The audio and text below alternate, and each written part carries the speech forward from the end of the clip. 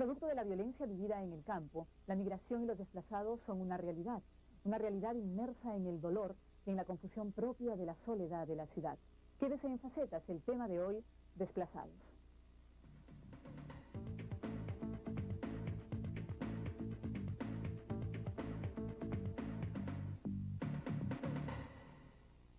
Bueno amigos, y como cada sábado está en el estudio el doctor César Rodríguez Rabanal, quien es médico psicoanalista y consejero presidencial para temas de pobreza.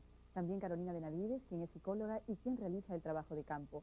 Y esta noche nos acompaña el doctor Nelson Manrique, quien es sociólogo, historiador y profesor de la Universidad Católica. Buenas noches a todos, bienvenidos a Facetas. Doctor Rodríguez Rabanal, la familia extensa campesina dio paso a la extensa familia de desplazados, pero en una nueva situación de dolor. Es el caso que nos reúne hoy, es el caso de Rosa. Sí, hoy nos ocuparemos de Rosa, una señora de 49 años, víctima de la violencia política de los años 80. Seguiremos paso a paso la peripecia de su vida y la forma como, con mucho esfuerzo, logra al menos parcialmente sacar adelante a sus hijos y avanzar ella misma. Así es, entonces vamos a conocer a través del video que hemos preparado para todos ustedes la vida de Rosa. Adelante. Entre los años 1980 y 1993, Ayacucho fue el núcleo de un genocidio en el sentido más exacto. La tragedia de las comunidades campesinas nos pone de cara al horror de la victimación de cuerpos muertos o mutilados y también ante las heridas abiertas en la mente y el espíritu de personas expulsadas de sus tierras, que huyendo del exterminio se volcaron forzosamente a la capital o a otras ciudades atestadas de desplazados. Esto le sucedió a Rosa. Rosa nació y creció en Ayacucho junto a sus padres y 6 hermanos. Su familia se dedicaba a la agricultura y ganadería, logrando capitalizar buena cantidad de ganado, por lo que los otros lugareños los calificaban de burgueses y terratenientes. En medio de este panorama, la fuerza de la violencia política empezó a aniquilar vidas, bienes y esperanzas. Llegaron los senderos y empezaron a hablar a la gente diciendo que los gobiernos no se preocupan por el pueblo. La gente les creía. Yo les he escuchado.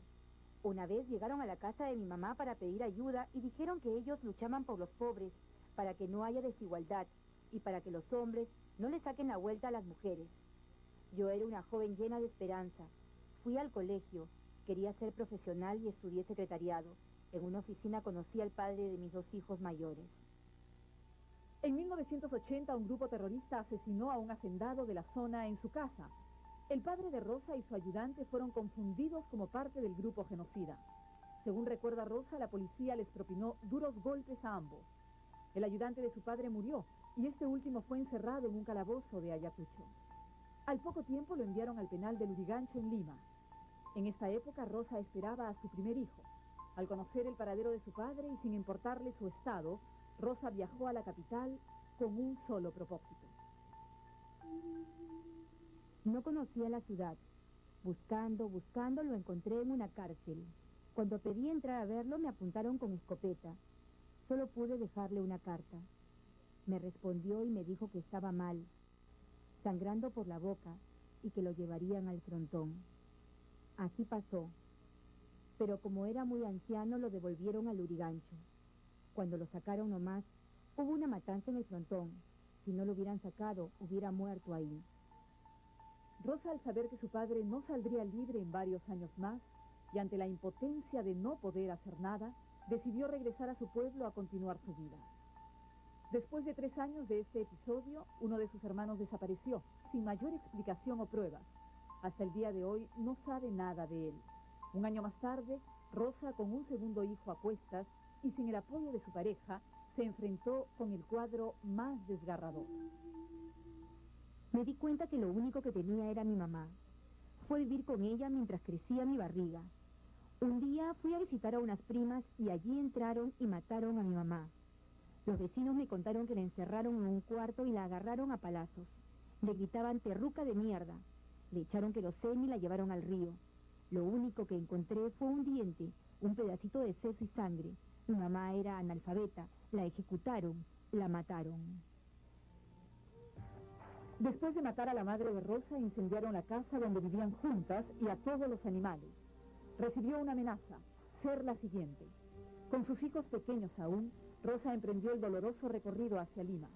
Al llegar, se encontró con la indiferencia y el temor de familiares, quienes le cerraron las puertas, aduciendo que eran vigilados por ser ayacuchanos. Sacando fuerzas de algún rincón de su cuerpo, alquiló un cuarto y empezó a vender lotería en una avenida principal de la ciudad. A pesar de la distancia, Rosa seguía enterándose de los horrores de la guerra. Otro hermano encontró horrenda muerte a manos de comuneros, dejando 10 hijos que aún viven allá. Han pasado casi 20 años desde que Rosa llegó con sus hijos a la capital y su adaptación es igual de difícil que al inicio. El estigma de ser ayacuchana la persiguió en cada uno de los trabajos que decidió emprender. El dedo acusador la ha acompañado siempre debido a su situación irregular y el peligro que supuestamente representan los desplazados del rincón de los muertos para la tranquilidad de la ciudad. Ahora, con un grupo de mujeres signadas por similares atroces experiencias, tejen chompas y tratan de hilvanar en cada tejido la despedazada historia de sus vidas.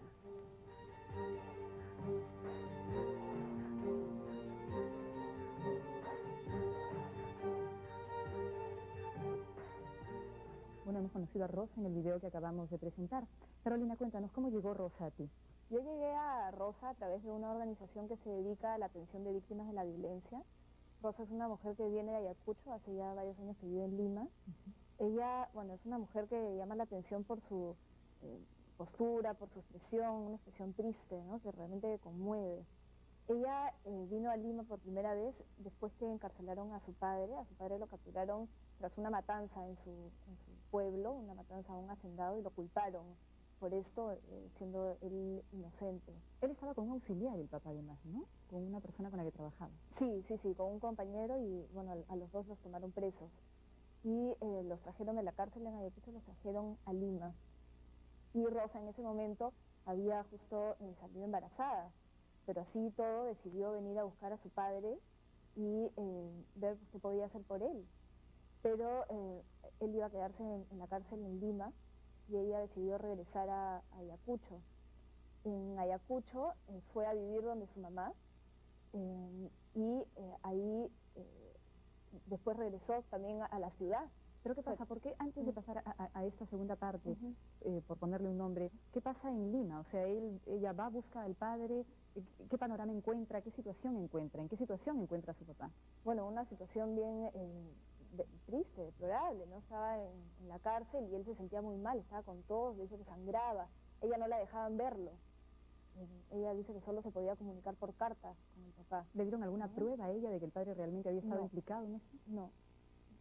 ¿Y regresó a Ayacucho entonces? Y regresó a Ayacucho y ahí se encontró con unas noticias que uno de sus hermanos había desaparecido también y a otro lo habían matado. Pero ella estaba gestando un niño, ¿no? Ella estaba gestando, así es.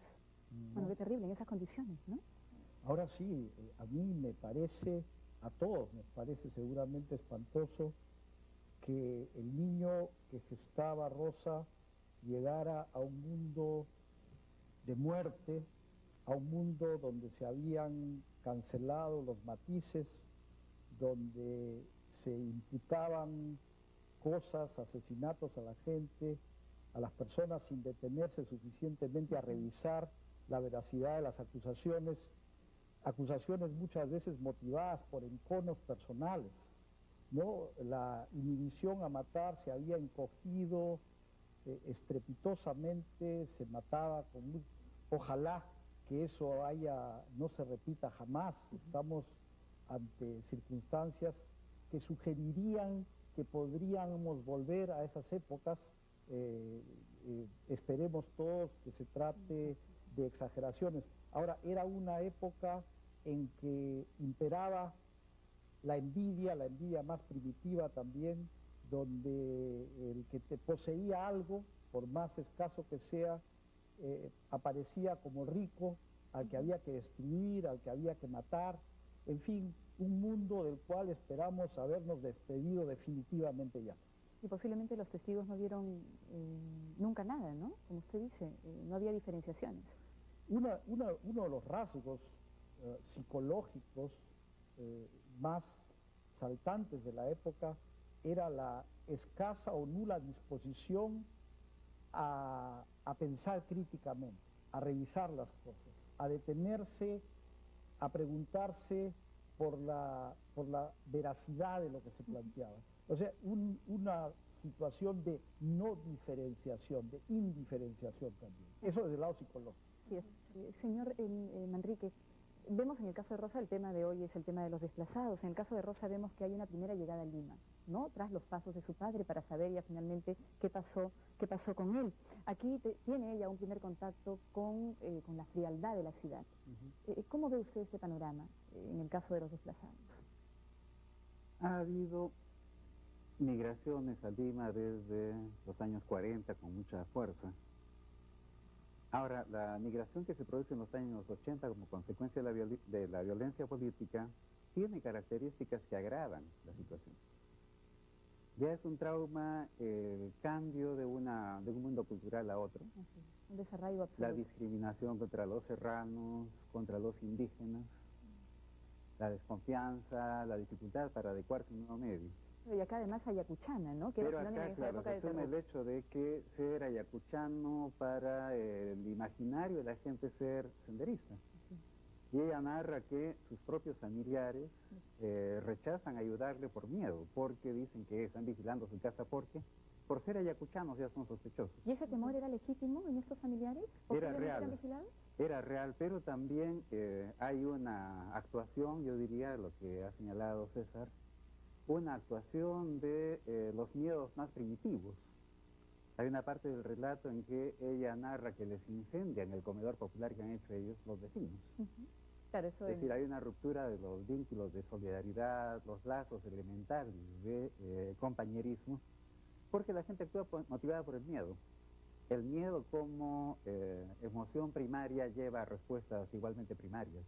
Claro, La violencia en este caso. Perdón, y el miedo que está en la raíz de estas confusiones y de la manera como se enlaza la realidad a la que se ha referido Nelson, la realidad externa, con la interpretación determinada por el miedo.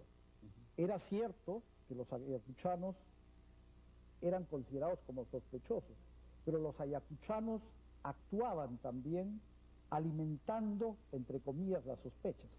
Sus actitudes defensivas parecían confirmar, lo cual era absurdo, los temores de todo el mundo. Se escondían, asumían actitudes muy defensivas, etc. Entonces había una retroalimentación, un engarce entre la realidad externa nuevamente y los temores que determinaban las actitudes defensivas de la gente en la época también. Yo diría que esto produce la creación de estereotipos. Sí. No se juzga a la gente por lo que la gente es, sino más bien a partir de estereotipos cerrados. Un ayacuchano, por ser ayacuchano, tiene que ser senderista. Hay también de retorno este tipo de estereotipos. Sé de gente en Ayacucho, la prédica de sendero prende mucho, por ejemplo, porque les dicen que la gente de Lima son hacendados y son ricos. En Lima la gran mayoría de la gente es pobre. Y acá casualmente hay una historia de esa, ¿no? Exactamente, la madre, de una pero desplazada. sí, ¿no? Y además a la madre de Rosa le dicen que es hacendada, que es rica, que es terrateniente, ¿no? Porque tiene ganado o algo Sí. de capital en esto, ¿no? Pero como dice César, esas diferenciaciones desaparecen y hay un discurso homogeneizante que construye una suerte de nosotros y ellos. Ellos, los terroristas, ellos los que nos amenazan, ellos los que movilizan nuestras angustias más profundas y nos llevan a actuarlas en forma de violencia. Lo cual muestra, una dimensión adicional de la violencia política. El retroceso, el descenso de los niveles de diferenciación. Es decir, como dice Nelson, el imperio del estereotipo, la casi nula capacidad de reflexionar, de revisar, de pensar, de distinguir una cosa de otra. Se borran los matices y por tanto disminuye dramáticamente la calidad de la vida, por cierto. Así es.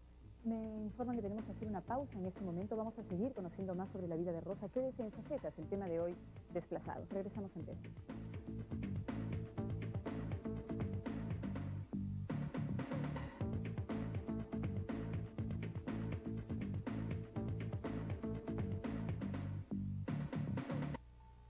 Entre los años 1980 y 1993, Ayacucho fue el núcleo de un genocidio en el sentido más exacto. La tragedia de las comunidades campesinas nos pone de cara al horror de la victimación de cuerpos muertos o mutilados y también ante las heridas abiertas en la mente y el espíritu de personas expulsadas de sus tierras. Esto le sucedió a Rosa. Continuamos aquí en Facetas, el tema de hoy, desplazados. Carolina, ¿qué nos puedes contar sobre la familia y la pareja de Rosa? Bueno, Rosa tenía varios hermanos, dos de ellos murieron, uno desaparecido y el otro asesinado. Bueno, Rosa vivía con su madre y en una época ella fue vivía con su madre en un pueblo y en una época ella fue a la ciudad a buscar a su pareja. Era el padre de su primer hijo y de su segunda hija. Todo esto sucedía, perdón, mientras el papá de Rosa estaba en la cárcel en Lima.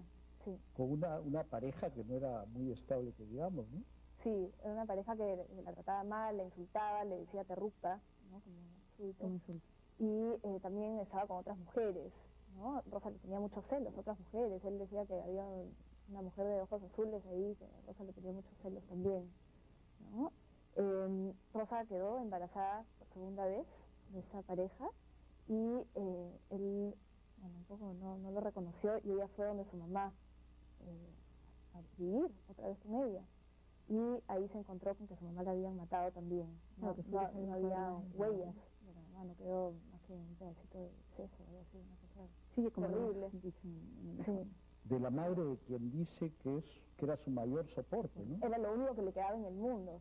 Yo imagino que Rosa carga una gran culpa, ¿no? Porque si vemos y revisamos, no estuvo presente cuando el padre se lo llevaron preso, no estuvo presente cuando el marido se casa con otra mujer para evitarlo, y ella misma lo dice, no estuvo presente cuando la madre la queman y queman todas sus cosas, porque estuvo en la casa de unas primas. Imagino de que esa culpa, que finalmente los seres humanos, la culpa nos invade sumamente rápido, en ella se puede acentuar de manera vertiginosa, ¿no? Presumiblemente sí, ¿no? Pero lo que también es evidente es que hay una interrelación entre el maltrato, la irresponsabilidad, por ejemplo, del padre de sus hijos, el maltrato que ella sufría en la vida cotidiana y la violencia política.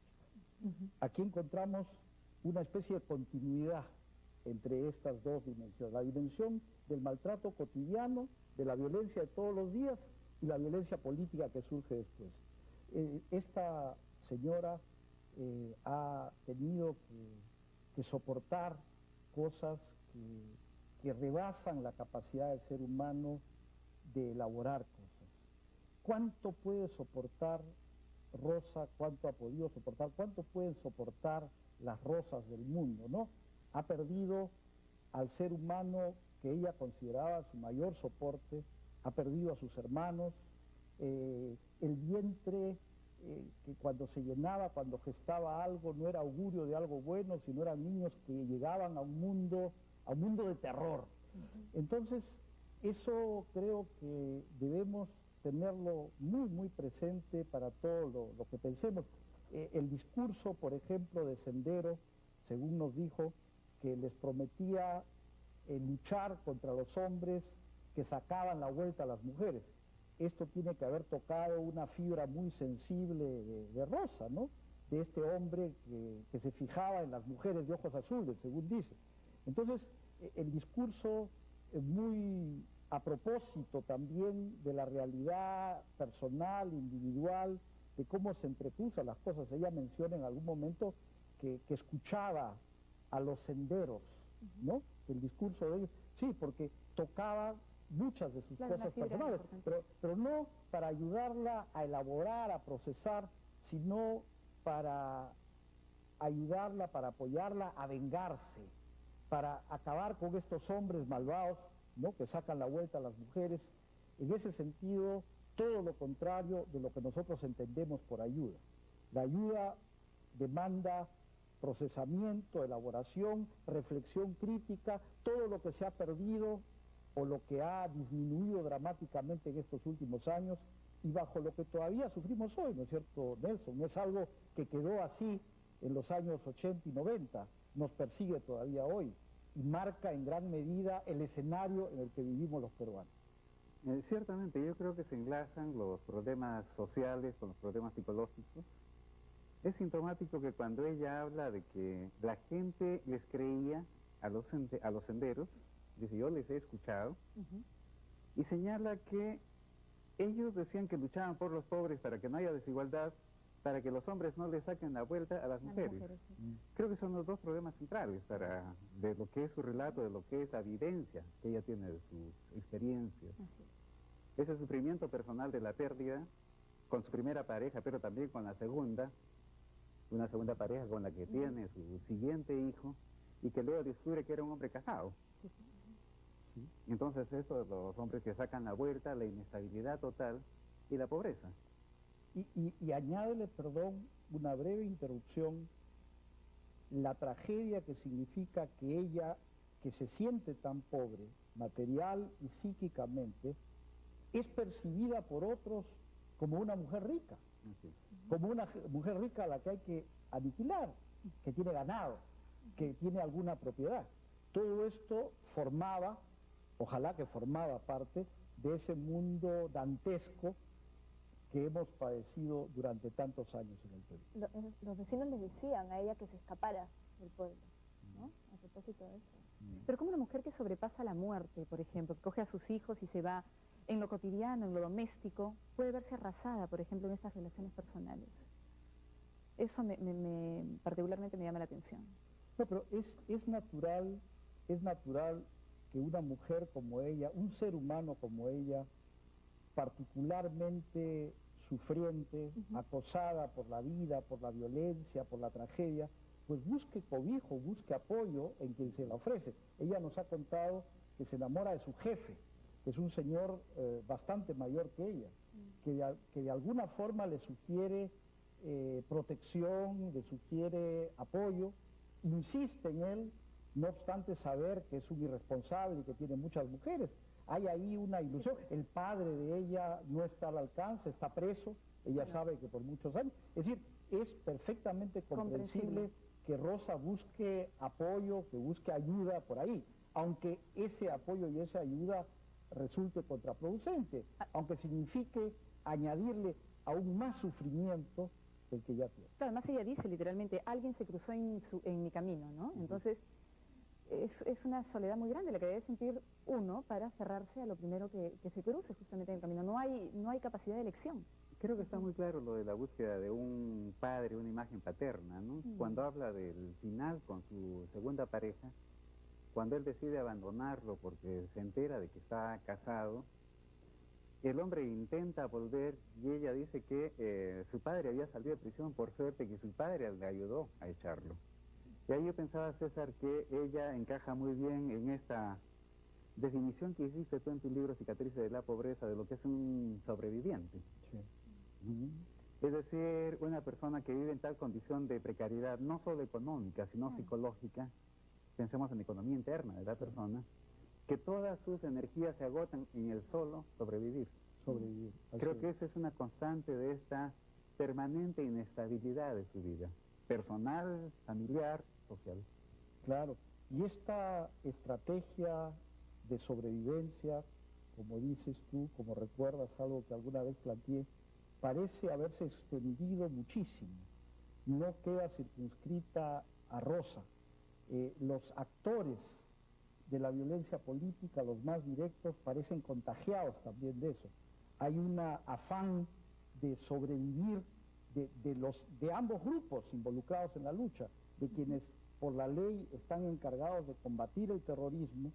Algunos se dejan contagiar por eso, cometen excesos, eso ha quedado ya demostrado, y el terror no solo acaba con los seres humanos, sino, y aunque sea machacón decirlo, reduce la capacidad de pensar, de reflexionar críticamente, de mirar el mundo con facetas, a propósito del nombre de nuestro programa, con matices, y estas son circunstancias, son hechos que no se disipan de inmediato, que quedan tanto como la pena de perder a un ser querido, pero quedan no solo en los directamente afectados, sino que tienen vigencia en casi la totalidad o en una gran parte de la sociedad en que vivimos, ¿no es cierto? Me gustaría hacer un comentario sobre esto último, sobre un tema de actualidad. Hay el temor al rebrote terrorista y una de las explicaciones que se han planteado es que el gobierno de transición suavizó las condiciones de carcelería. Primero hay que aclarar que esa suavización de las condiciones de carcelería las hizo Fujimori, no el gobierno de transición. Pero quería llamar la atención sobre lo siguiente. Se dice que Abimael Guzmán daría desde la base naval del Callao las directivas que han llegado a este rebrote terrorista. Pero eso es ilógico porque la posición de Guzmán es por una salida negociada, el acuerdo político. Y si Guzmán pudiera sacar algo de la base naval, serían precisamente instrucciones contra la continuación de las acciones militares. Pero el hecho de que el tema del terror mueva fibras muy sensibles del conjunto del pueblo peruano, llega a que se pierda cualquier distancia crítica, se vea terrorismo es un solo bloque y no hay ninguna capacidad de diferenciación, de ver qué matices existen, qué facetas para actuar eficientemente. Claro, que es lo mismo que vale para afirmaciones muy apresuradas de alguna gente que dice fueron los militares. Hubieron algunos que se contagiaron, ¿no?, por lo que ocurrió, pero no se puede decir esto de quienes están destinados a protegernos, a proteger como institución, como miembros de instituciones tutelares a los peruanos de todos estos desmanes y de todas estas cosas terribles. Yo creo que tienes plenamente razón, Nelson. A quien menos le puede convenir algo como lo que se sostiene es a Abimael Guzmán, porque significaría un empeoramiento, una agudización terrible de sus condiciones carcelarias. Y para alguien condenado a prisión perpetua, esto es lo más importante del mundo. Sería realmente una contradicción absoluta. Bueno, y volviendo al tema de Rosa, no deja de sorprender el peso tan importante que ocupan las mujeres, en este caso de desplazados, como cabezas de familia, ¿no? En el caso de Rosa, viene a la ciudad para emprender una nueva vida. La mujer se vuelve, pues, cumple un papel preponderante, un rol importantísimo en esta época, ¿no? Porque quedan o viudas o están solas por abandono, etcétera. Yo diría que la mujer siempre cumple un rol fundamental. El problema es que se construyen relatos posteriormente que ponen en la sombra este papel. Investigaciones que se están haciendo en este momento en Ayacucho, investigaciones, por ejemplo, de Kimberly Templeton, es una antropóloga, muestran que se empieza a construir un relato según el cual cuando venían los senderistas, las mujeres y los niños se escondían debajo de la cama y los hombres salían a luchar. No es cierto, hombres y mujeres combatían. Pero además de la eso, victimación era más fuerte en la época de la violencia política con el hombre, ¿no?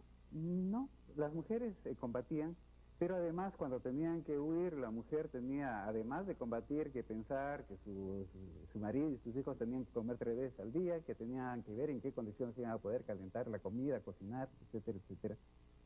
Pero pasada la emergencia se vuelve sobre un discurso patriarcal que refuerza los roles de género tradicionales. Y indirectamente las mujeres terminan siendo cómplices de que se vuelva sobre este discurso según el cual el papel de la mujer no habría sido relevante, significativo. Yo diría que el papel de la mujer fue tan relevante en ese momento como lo ha sido a lo largo del periodo de Sendero, y cualquiera que conozca una familia que vive en condiciones de precariedad sabe que el papel de la mujer es decisivo, pero no es reconocido. Ahí está el problema. Bueno, entonces, Lo cual trae consecuencias funestas también para los hijos. Los hijos que crecen junto a una madre a la que le deben la vida, a la que le deben prácticamente todo, pero que es al mismo tiempo un personaje devaluado, se ven obligados a identificarse con estos personajes devaluados. Entonces, la discriminación de la mujer, de las madres, no solo las afecta a ellas, ¿no? Atenta contra las posibilidades de desarrollo creativo, constructivo de la generación siguiente también, de aquellos que no tienen entonces opción de identificarse con madres suficientemente valoradas.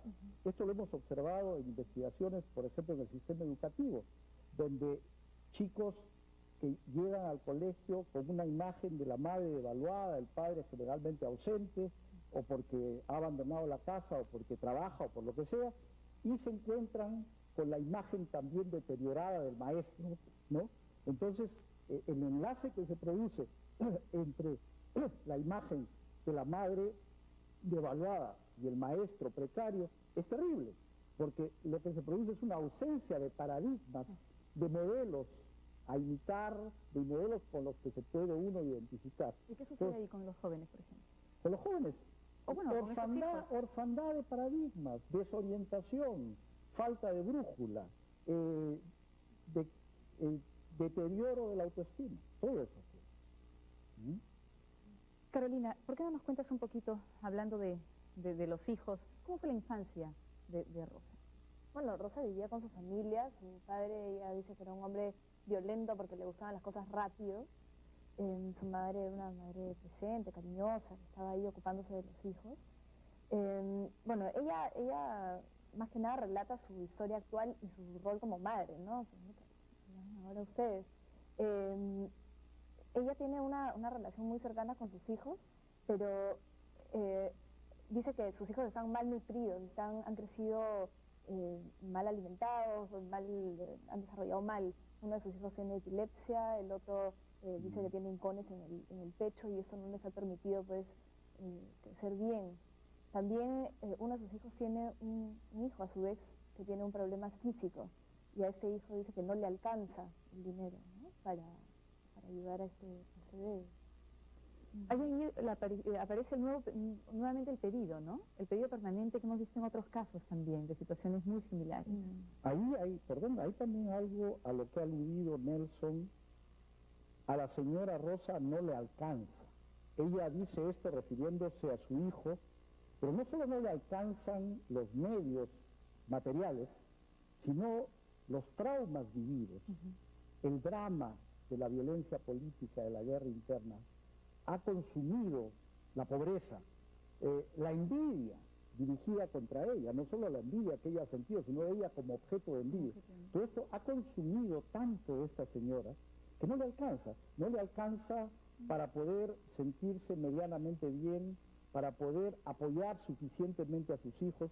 Sin embargo, esta señora, hija de una madre de quien dice que fue su soporte, su apoyo, algo tiene que haber recibido de ella, que es lo que probablemente le ha permitido, no obstante lo terrible de su vida, estar al lado de sus 3 hijos, haberse vuelto, como veremos después, a juntarse con su padre después de la liberación de la cárcel. Bueno, y también en cuanto a no le alcanza, yo le preguntaba al señor Manrique, el principal dador en todos estos casos debe ser, creo yo, el Estado, en cuanto a las políticas de salud mental que debieron brindarse a esas personas que vivieron finalmente, fueron testigos de horrendos crímenes, ¿no? Entonces yo creo que sobre ese tema de salud mental, si usted considera que se han aplicado realmente las políticas adecuadas, vamos a conversar en el siguiente bloque porque tenemos que hacer una pausa, amigos, nos hemos sobrepasado en este segundo bloque, pero regresamos con más en el tema de desplazados. Esperamos aquí.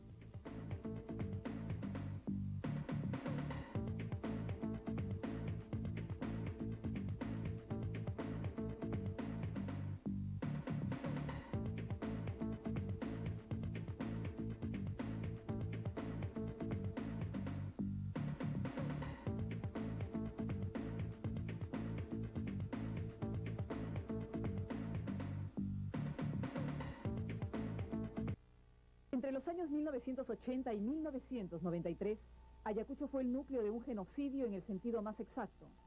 La tragedia de las comunidades campesinas nos pone de cara al horror de la victimación de cuerpos muertos o mutilados y también ante las heridas abiertas en la mente y el espíritu de personas expulsadas de sus tierras. Esto le sucedió a Rosa. Continuamos aquí en Facetas, el tema de hoy, desplazados, y nos quedamos con una pregunta al doctor Manrique. ¿Considera usted que las políticas aplicadas con respecto a salud mental han sido las adecuadas, han sido suficientes? Yo diría que no han habido políticas dirigidas a salud mental por parte del Estado. ¿Por qué ha sucedido eso? En buena medida creo que por indiferencia con relación a quienes sufrían esa guerra. Por desgracia somos un país con profundas brechas y entre las brechas está la brecha social que hace que haya muy poca solidaridad entre la vertiente occidental y criolla de la sociedad peruana y la vertiente andina. Si hacemos un poco de memoria, realmente fue cuando Sendero empezó a atacar en Lima que se tomó conciencia de que esto era una guerra que nos implicaba. Mientras tanto, esto se vivía como si fuese una guerra en otro país, porque por desgracia los indígenas no son vistos como ciudadanos de pleno derecho, no los sentimos miembros de la misma comunidad nacional con nosotros, y eso lleva a una falta de solidaridad terrible. Tarata fue por eso tan importante para esa toma de conciencia. Lo que nos abrió los ojos. Ahora yo diría que un primer paso para dar alternativas de salud mental, y en general alternativas, es tener un diagnóstico claro de lo que sucedió. Y ese es un paso positivo, la creación de la Comisión de la Verdad y la Reconciliación, que próximamente debe entregar su informe, es un paso fundamental. Creo que no hay posibilidades de una reconciliación si es que no tenemos conciencia, si no sabemos qué es lo que ha sucedido. Y la posibilidad de dar una reparación que debiera incluir lo de salud mental, junto con otro conjunto de problemas básicos de supervivencia, creo que debieran partir de este diagnóstico y de la voluntad de equidad, de inclusión, de sentir, y ese es un ejercicio importante, creo que debiéramos tratar de hacer todos, de ponernos en los zapatos del otro. Últimamente, cuando se habla de la publicación del informe de la Comisión de la Verdad, empiezan a salir voces que dicen que esto debiera mantenerse sin difusión pública, que debiera ser un documento que debiera mantenerse secreto, el informe de la Comisión de la Verdad, porque dicen esto no hace ningún bien a la sociedad peruana. ¿Por qué sería importante que esto salga a la luz para que el público lo escuche? Creo que es fácil entenderlo si es que hacemos el siguiente ejercicio. ¿Qué tal si me pongo a pensar si la chica asesinada o violada en tal pueblo no era la hija de un indígena desconocido, sino era mi propia hija? ¿Cómo sentiría yo esto? ¿Cómo viviría esto si esto me hubiese tocado directamente, si fuese mi hija, si fuese mi madre, fueran mis familiares directamente los implicados?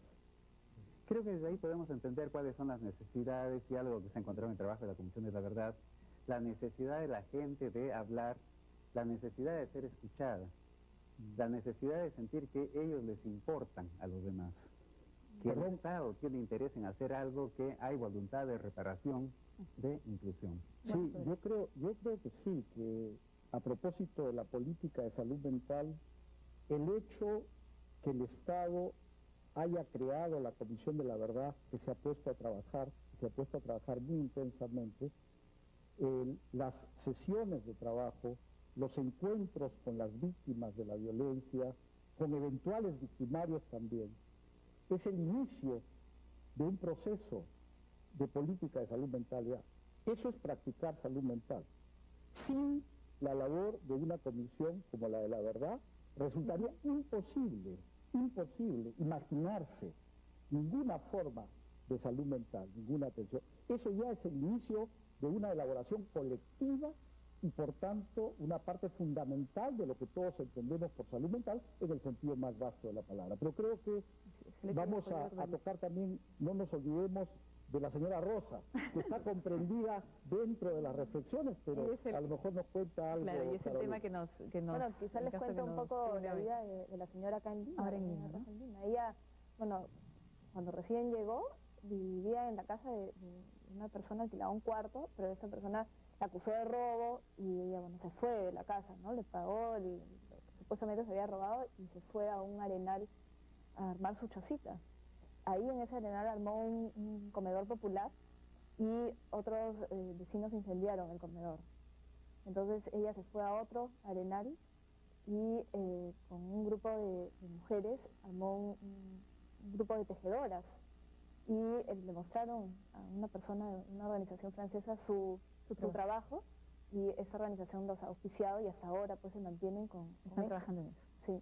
Bien, de un lado tenemos el trabajo de la Comisión de la Verdad, un esfuerzo de elaboración, de una primera elaboración colectiva de lo acaecido, pero en el otro lado tenemos también el esfuerzo inmediato, directo, también colectivo, de esta señora con sus iguales, con sus pares. Claro, las personas que han pasado la y misma el papel fundamental que juega, por ejemplo, aquí la cooperación internacional. Han sido organizaciones francesas. Es decir, ningún ser humano que ha sufrido lo que han sufrido estas personas, que ha sufrido lo que ha sufrido Rosa, puede salir adelante solo. Eso es absolutamente absurdo, es criminal. Hay que ayudarlas de la mejor manera posible, buscar mecanismos como estos, muy simbólicos, como se dijo en el informe, tejer la historia, tejer su vida de otra manera, desarrollar un mínimo nivel de autonomía. Entonces, aquí la señora Rosa y las muchas Rosas aparecen como sujetos, como dueños de su propia vida, pero no dueños abandonados en el mundo, caminando por el desierto, sino apoyados por el Estado, por las organizaciones de la sociedad civil, por la cooperación internacional, por la solidaridad de todos. Y no se habla de asistencialismo, ¿no?, en el simple sentido, sino de promover la autogestión, ¿no?, que es sumamente importante. Además, cualquier programa social sin un componente económico no es real, queda incompleto. No, sí, y para no olvidar una de las funciones claves de nuestro programa, los televidentes deben saber que aparecen en pantalla números telefónicos a los que se pueden dirigir y con la certeza que van a recibir respuesta, personas que sienten encontrarse en una situación similar o parecida. No solo está la Comisión de la Verdad, que tiene más que suficientes tareas ya, están abocados en diseñar estrategias, pero también hay necesidades muy inmediatas que no pueden esperar informes, que no pueden esperar meses ni mucho menos años, sino que tienen que recibir en el instante algún tipo de apoyo. Esta es una de las funciones, una de las finalidades de nuestro programa. Repito, en pantalla aparecen números, diríjanse a nosotros, recibirán de todas formas una respuesta. Así es. Y con estas palabras nos vamos, amigos, a un corte. Regresamos en breve con el último bloque, en donde traeremos la opinión de destacados especialistas sobre el tema. Ya regresamos aquí en Facetas, el tema de hoy, desplazados.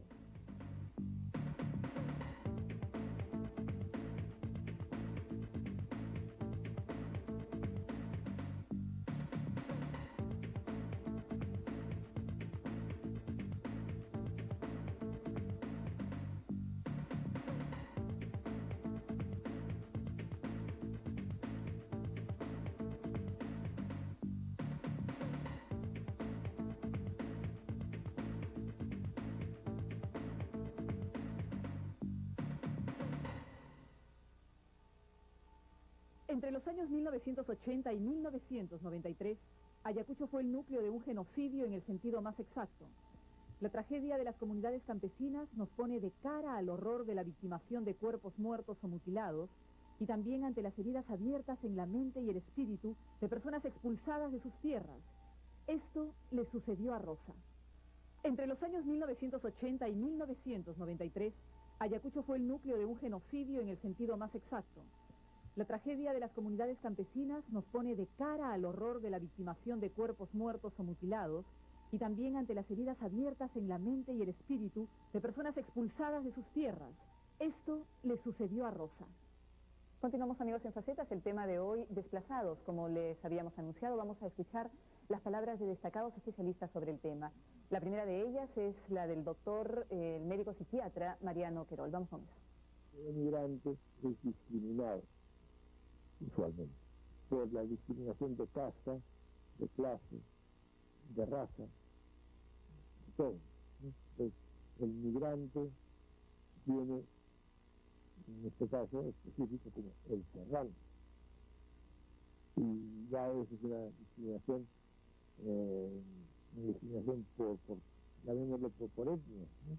Como consecuencia de una migración hay siempre un proceso de desadaptación, la desadaptación del migrante, que determina una serie de molestias que justamente forman el síndrome de desadaptación, que pueden efectivamente adquirir características patológicas, desde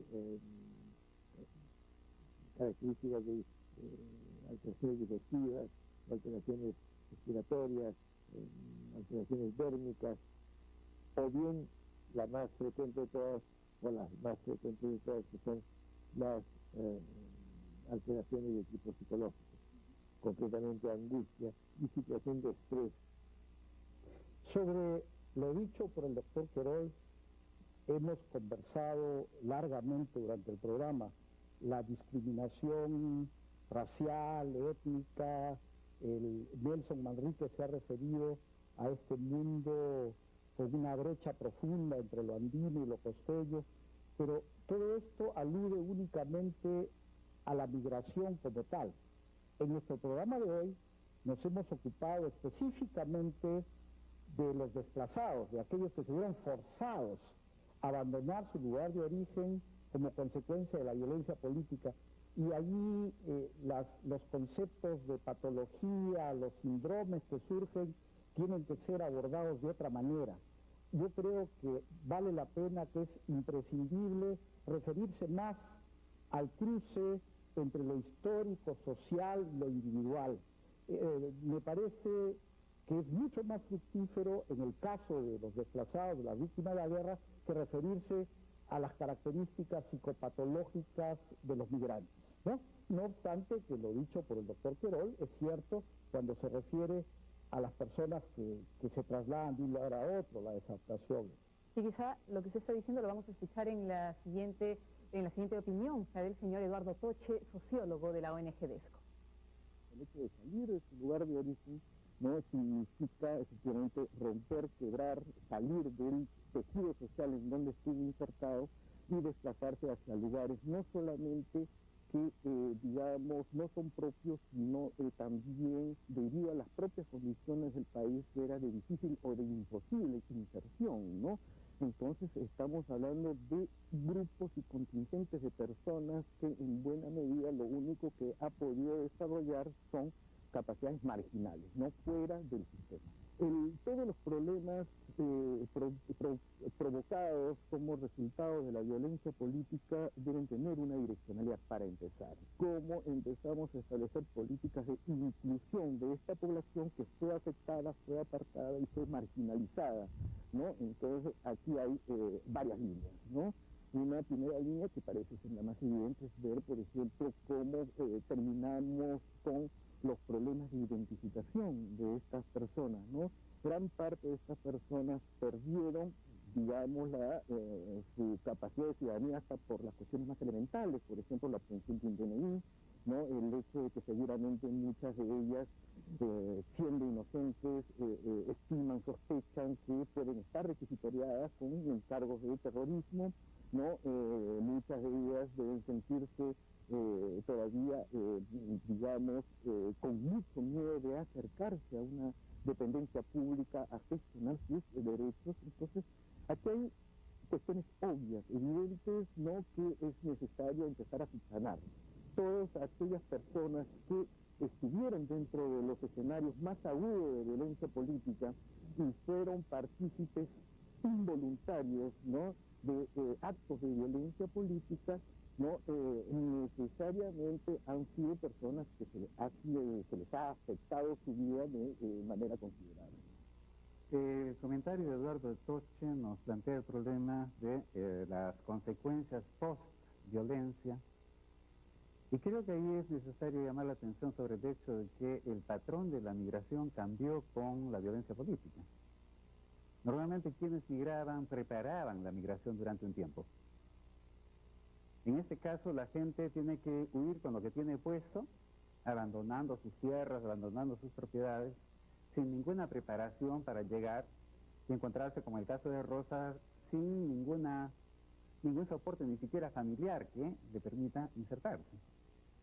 Ahora, la posviolencia plantea un conjunto de problemas que van a tener que considerarse. Hay ahora una migración de retorno, gente que pasada la situación más aguda de violencia ve que no puede mantenerse en la ciudad y retorna. Pero eso genera nuevamente el círculo vicioso de las envidias, los sufrimientos. Por ejemplo, de los campesinos que se quedaron en la región, que ven con muchos celos que vuelven desplazados, apoyados por el gobierno, y dicen, a ellos sí les dan camelaminas, a ellos sí les dan alimentos, a ellos que huyeron cuando comenzó la violencia, Mientras que nosotros que nos tajamos, que sufrimos todo, nadie nos da nada. Y que se quedaron ahí además. Se quedaron y sienten que son tratados injustamente, que no les dan lo que les dan a los otros. Eso rompe las solidaridades, vuelve a alimentar este círculo vicioso, ya decía, de resentimientos, de envidias, cuando la posibilidad de salir para adelante supone reconstituir los tejidos sociales, volver a construir las solidaridades.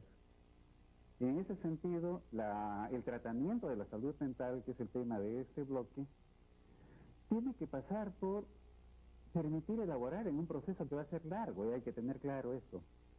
Si se piensa que con el informe de la Comisión de la Verdad el problema está solucionado, eso es equivocado.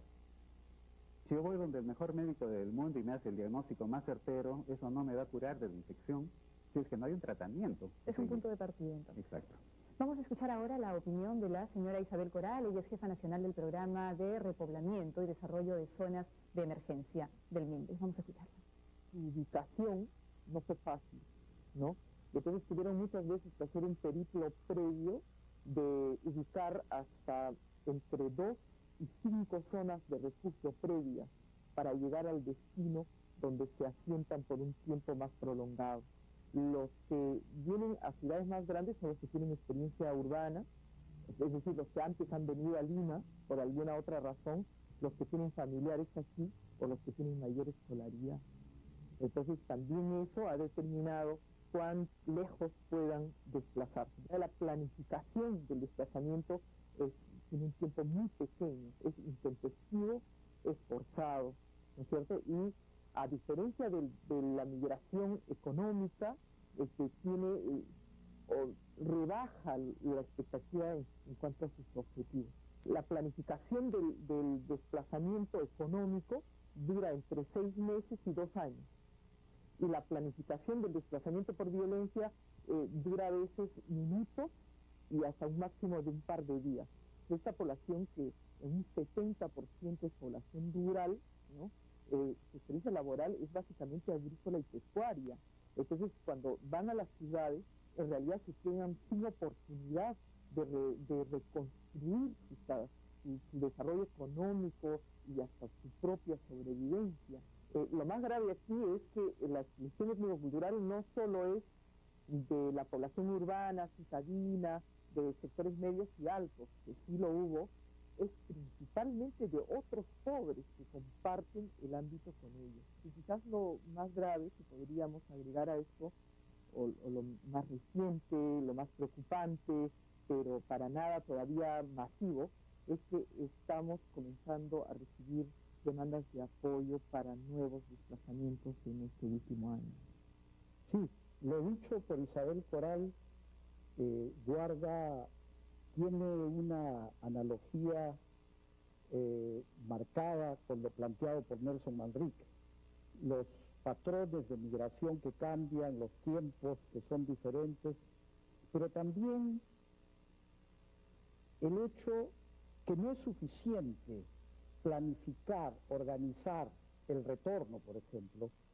No se puede circunscribir las acciones del Estado a meros actos burocráticos, a sabiendas, como decía Nelson, que surgen nuevos conflictos, que surge nuevamente la envidia, que nadie se da por satisfecho, que hay la necesidad de una permanente elaboración y reelaboración de los malentendidos que van a surgir. En otras palabras, las secuelas de los traumas sufridos, y no solo por la violencia política, sino de los traumas casi fundacionales de nuestra historia, los vamos a arrastrar durante mucho tiempo, durante siglos quizás, pero avanzaríamos mucho si tenemos alguna conciencia de eso, alguna conciencia que no hay finales felices, que hay la necesidad de mantenernos alertas, de seguir elaborando, de seguir afrontando las dificultades que van a surgir como consecuencia de medidas bien planteadas también y bien intencionadas. Nos mantenemos alertas, esa es nuestra función. El trabajo debe ser urgente, señor Manrique, porque si no, la violencia política puede virar a la violencia social si ya no lo está haciendo, ¿no? A las pandillas, a la violencia en las familias, los hijos e hijas de los desplazados, imagino que viven permanentemente en este peligro. De hecho, es el contexto de socialización que marca un ambiente en que la violencia se reproduce a todo nivel. No es la gran violencia generalizada, sino la violencia doméstica, la que se reproduce en los dormitorios, en las alcobas, en la violencia contra los niños, etcétera. Así es. Bueno, le agradecemos su presencia esta noche en Facetas al doctor Manrique, Carolina Benavides, como siempre, al doctor César Rodríguez Rabanal. Y amigos, nos vemos el próximo sábado en otro tema importante aquí en Facetas. No deje de llamar a los teléfonos que están apareciendo en este momento en pantallas. Tengan ustedes muy buenas noches.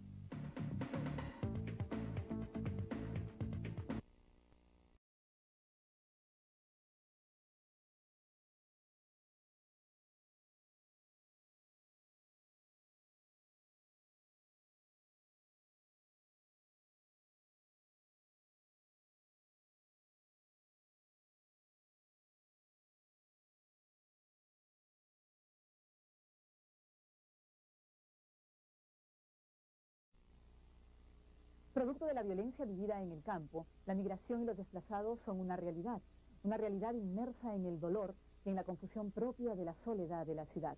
Quédese en Facetas, el tema de hoy, desplazados.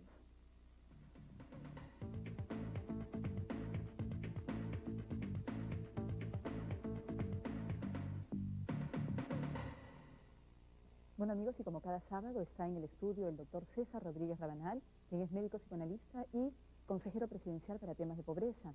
También Carolina Benavides, quien es psicóloga y quien realiza el trabajo de campo.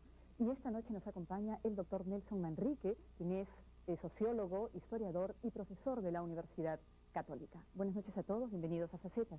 Doctor Rodríguez Rabanal, la familia extensa campesina dio paso a la extensa familia de desplazados, pero en una nueva situación de dolor. Es el caso que nos reúne hoy, es el caso de Rosa. Sí, hoy nos ocuparemos de Rosa, una señora de 49 años, víctima de la violencia política de los años 80. Seguiremos paso a paso la peripecia de su vida y la forma como, con mucho esfuerzo, logra al menos parcialmente sacar adelante a sus hijos y avanzar ella misma. Así es, entonces vamos a conocer a través del video que hemos preparado para todos ustedes la vida de Rosa. Adelante. Entre los años 1980 y 1993, Ayacucho fue el núcleo de un genocidio en el sentido más exacto. La tragedia de las comunidades campesinas nos pone de cara al horror de la victimación de cuerpos muertos o mutilados y también ante las heridas abiertas en la mente y el espíritu de personas expulsadas de sus tierras, que huyendo del exterminio se volcaron forzosamente a la capital o a otras ciudades atestadas de desplazados. Esto le sucedió a Rosa. Los matices donde se imputaban cosas, asesinatos a la gente, a las personas sin detenerse suficientemente a revisar la veracidad de las acusaciones muchas veces motivadas por enconos personales, ¿no? La inhibición a matar se había encogido estrepitosamente, se mataba con... Ojalá que eso no se repita jamás. Estamos ante circunstancias que sugerirían que podríamos volver a esas épocas. Esperemos todos que se trate de exageraciones. Ahora, era una época en que imperaba la envidia más primitiva también, donde el que te poseía algo, por más escaso que sea, aparecía como rico, al que había que destruir, al que había que matar, en fin, un mundo del cual esperamos habernos despedido definitivamente ya. Y posiblemente los testigos no vieron nunca nada, ¿no? Como usted dice, no había diferenciaciones. Uno de los rasgos psicológicos más saltantes de la época era la escasa o nula disposición a pensar críticamente, a revisar las cosas, a detenerse, a preguntarse por la veracidad de lo que se planteaba. O sea, una situación de no diferenciación, de indiferenciación también. Eso desde el lado psicológico. Sí, señor Manrique, vemos en el caso de Rosa, el tema de hoy es el tema de los desplazados. En el caso de Rosa vemos que hay una primera llegada a Lima, ¿no? Tras los pasos de su padre para saber ya finalmente qué pasó con él. Aquí tiene ella un primer contacto con la frialdad de la ciudad. ¿Cómo ve usted este panorama en el caso de los desplazados? Ha habido migraciones a Lima desde los años 40 con mucha fuerza. Ahora, la migración que se produce en los años... Carolina, cuéntanos, ¿cómo llegó Rosa a ti? Yo llegué a Rosa a través de una organización que se dedica a la atención de víctimas de la violencia. Rosa es una mujer que viene de Ayacucho, hace ya varios años que vive en Lima. Ella, bueno, es una mujer que llama la atención por su postura, por su expresión, una expresión triste, ¿no? Que realmente conmueve. Ella vino a Lima por primera vez después que encarcelaron a su padre lo capturaron tras una matanza en su pueblo, una matanza a un hacendado, y lo culparon por esto, siendo él inocente. Él estaba con un auxiliar, el papá además, ¿no? Con una persona con la que trabajaba. Sí, con un compañero, y bueno, a los dos los tomaron presos. Y los trajeron de la cárcel en Ayacucho, los trajeron a Lima. Y Rosa en ese momento había justo salido embarazada, pero así todo decidió venir a buscar a su padre y ver qué podía hacer por él. Pero él iba a quedarse en la cárcel en Lima, y ella decidió regresar a Ayacucho. En Ayacucho fue a vivir donde su mamá, y ahí después regresó también a la ciudad. ¿Pero qué pasa? ¿Por qué antes de pasar a esta segunda parte, por ponerle un nombre, qué pasa en Lima? O sea, ella va, busca al padre, ¿qué panorama encuentra? ¿Qué situación encuentra? ¿En qué situación encuentra a su papá? Bueno, una situación bien triste, deplorable, ¿no? Estaba en la cárcel y él se sentía muy mal, estaba con tos, dice que sangraba. Ella no la dejaban verlo. Ella dice que solo se podía comunicar por cartas con el papá. ¿Le dieron alguna prueba a ella de que el padre realmente había estado implicado en esto? No. ¿Y regresó a Ayacucho entonces? Y regresó a Ayacucho, y ahí se encontró con unas noticias que uno de sus hermanos había desaparecido también, y a otro lo habían matado. Pero ella estaba gestando un niño, ¿no? Ella estaba gestando, así es. Bueno, qué terrible en esas condiciones, ¿no? Ahora sí, a mí me parece, a todos nos parece seguramente espantoso que el niño que gestaba Rosa llegara a un mundo de muerte, a un mundo donde se habían cancelado los... Rosa nació y creció en Ayacucho junto a sus padres y 6 hermanos. Su familia se dedicaba a la agricultura y ganadería, logrando capitalizar buena cantidad de ganado, por lo que los otros lugareños los calificaban de burgueses y terratenientes. En medio de este panorama, la fuerza de la violencia política empezó a aniquilar vidas, bienes y esperanzas. Llegaron los senderos y empezaron a hablar a la gente diciendo que los gobiernos no se preocupan por el pueblo. La gente les creía. Yo les he escuchado. Una vez llegaron a la casa de mi mamá para pedir ayuda y dijeron que ellos luchaban por los pobres, para que no haya desigualdad y para que los hombres no le saquen la vuelta a las mujeres. Yo era una joven llena de esperanza. Fui al colegio, quería ser profesional y estudié secretariado. En una oficina conocí al padre de mis 2 hijos mayores. En 1980, un grupo terrorista asesinó a un hacendado de la zona en su casa. El padre de Rosa y su ayudante fueron confundidos como parte del grupo genocida. Según recuerda Rosa, la policía les propinó duros golpes a ambos. El ayudante de su padre murió y este último fue encerrado en un calabozo de Ayacucho. Al poco tiempo lo enviaron al penal de Lurigancho en Lima. En esta época Rosa esperaba a su primer hijo. Al conocer el paradero de su padre y sin importarle su estado, Rosa viajó a la capital con un solo propósito. No conocía la ciudad. Buscando, lo encontré en una cárcel. Cuando pedí entrar a verlo, me apuntaron con escopeta. Solo pude dejarle una carta. Me respondió y me dijo que estaba mal, sangrando por la boca, y que lo llevarían al frontón. Así pasó. Pero como era muy anciano, lo devolvieron al Lurigancho. Cuando lo sacaron nomás, hubo una matanza en el frontón. Si no lo hubieran sacado, hubiera muerto ahí. Rosa, al saber que su padre no saldría libre en varios años más, y ante la impotencia de no poder hacer nada, decidió regresar a su pueblo a continuar su vida. Después de 3 años de este episodio, uno de sus hermanos desapareció, sin mayor explicación o pruebas. Hasta el día de hoy no sabe nada de él.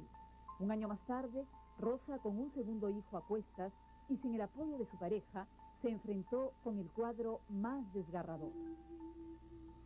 Me di cuenta que lo único que tenía era mi mamá.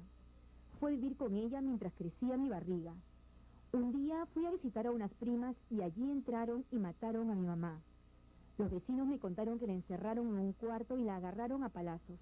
Le gritaban terruca de mierda. Le echaron queroseno y la llevaron al río. Lo único que encontré fue un diente, un pedacito de seso y sangre. Mi mamá era analfabeta. La ejecutaron, la mataron. Después de matar a la madre de Rosa, incendiaron la casa donde vivían juntas y a todos los animales. Recibió una amenaza, ser la siguiente. Con sus hijos pequeños aún, Rosa emprendió el doloroso recorrido hacia Lima. Al llegar, se encontró con la indiferencia y el temor de familiares, quienes le cerraron las puertas, aduciendo que eran vigilados por ser ayacuchanos. Sacando fuerzas de algún rincón de su cuerpo, alquiló un cuarto y empezó a vender lotería en una avenida principal de la ciudad. A pesar de la distancia, Rosa seguía enterándose de los horrores de la guerra. Otro hermano encontró horrenda muerte a manos de comuneros, dejando 10 hijos que aún viven allá. Han pasado casi 20 años desde que Rosa llegó con sus hijos a la capital y su adaptación es igual de difícil que al inicio. El estigma de ser ayacuchana la persiguió en cada uno de los trabajos que decidió emprender. El dedo acusador la ha acompañado siempre debido a su situación irregular y el peligro que supuestamente representan los desplazados del rincón de los muertos para la tranquilidad de la ciudad. Ahora, con un grupo de mujeres signadas por similares atroces experiencias, tejen chompas y tratan de hilvanar en cada tejido la despedazada historia de sus vidas.